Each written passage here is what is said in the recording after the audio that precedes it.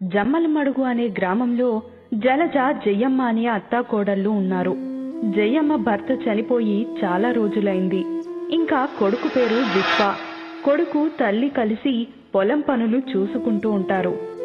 ఒకరోజు విశ్వ, జలజ జలజ త్వరగా, నేను అమ్మ పొలానికి వెళ్తున్నాము అని కేకలు వేస్తున్నాడు. అప్పుడు జలజ, వస్తున్నానండి అని అనింది. అప్పుడు జయమ్మ, అమ్మా జలజ, మేము వెళ్తున్నాము, నువ్వు ఇంటిని జాగ్రత్తగా చూసుకో తల్లి అని అనగానే జలజ, ఏంటి అత్తమ్మా, ఇది రోజు మీరు నాకు చెప్తూనే ఉన్నారు. ఎన్ని రోజులైనా సరే నీకు చెప్పాల్సిన మాట మాత్రం చెప్పాలిగా జలజ అంటూ సరదాగా మాట్లాడుకుంటూ ఉంటారు అందరూ. జయమ్మ, కొడుకు కలిసి పొలానికి వెళ్తారు. వీళ్ళు అరటి తోట వేశారు. అది బాగా పండింది. అది చూసిన జయమ్మ, రే, ఈ తోట బాగా పండింది. ఈ తోటని చూస్తే ఇదే మనకు ఎక్కువ లాభాలను తీసుకొచ్చి పెట్టేలా ఉందిరా.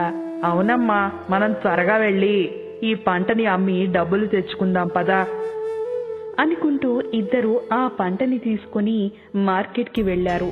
కాని అక్కడ వ్యాపారి మాత్రం జయమ్మ తెచ్చిన పంటని చూసి ఇలా అన్నాడు, ఏంటి జయమ్మ ఇది, మీరింకా ఈ అరటి పండ్ల తోటని నమ్ముకుని ఉంటే కష్టం. ఈసారి మీకు ఎప్పుడూ వచ్చే డబ్బుల కంటే చాలా తక్కువ డబ్బులు వస్తాయి అని అంటాడు. వ్యాపారి ఒక్కసారిగా ఆ మాట అనేసరికి జయమ్మకి, విశ్వాకి ఏం మాట్లాడాలో అర్థం కాదు. ఇంకా ఏమీ చెయ్యలేక ఆ వ్యాపారి ఇచ్చిన డబ్బుల్ని తీసుకుని ఇంటికి వెళ్లిపోయారు. ఇంటికి చాలా దిగులుగా వెళ్లేసరికి జలజ ఇద్దరిని చూసి ఇలా అడిగింది, ఏంటి అత్తమ్మా, అలా అయిపోయారు? ఏమైంది మీకు? మన పంట ఏమైనా పాడైపోయిందా అని అంటుంది. లేదు జలజ, ఎప్పటిలా కాకుండా ఈసారి మన పంట చాలా బాగా పండింది. కానీ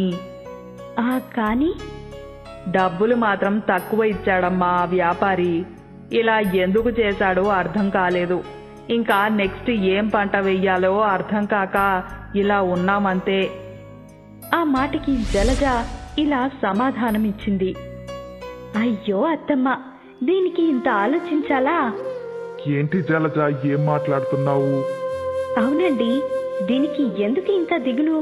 ఇప్పుడు వచ్చేది ఎండాకాలం కాబట్టి పుచ్చకాయల పంట వేయండి. పుచ్చకాయల పంటనా? అవును అత్తమ్మా, పుచ్చకాయ పంటనే. ఇప్పుడు వచ్చేది ఎండాకాలం కదా, మరి ఎండాకాలంలో ఎక్కువగా అమ్ముడుపోయే పండు పుచ్చకాయేగా. అందుకే ఆ వ్యాపారి మిమ్మల్ని అలా అన్నాడు. నా మాట విని ఒక్కసారికి పుచ్చకాయ పంట వేసి చూడండి అని చెప్పింది. వాళ్లు కూడా జలజ మాట విని పుచ్చకాయ పంట వేశారు. ఆ పంటని పండించడానికి జలజ కూడా పొలానికి వచ్చి పనిచేసేది. ముగ్గురు అలాగా కష్టపడ్డారు కాబట్టి పుచ్చకాయ పంట బాగా పండింది. ఆ పుచ్చకాయలన్నింటినీ తీసుకుని అదే వ్యాపారి దగ్గరికి వెళ్లారు అత్తాకోడళ్ళు. ఆ వ్యాపారి జయమ్మ పుచ్చకాయలను చూసి, జయమ్మా, ఏంటి ఇది, నువ్వు ఈసారి పుచ్చకాయ వేశావా? పండ్లు కూడా భలే ఉన్నాయి.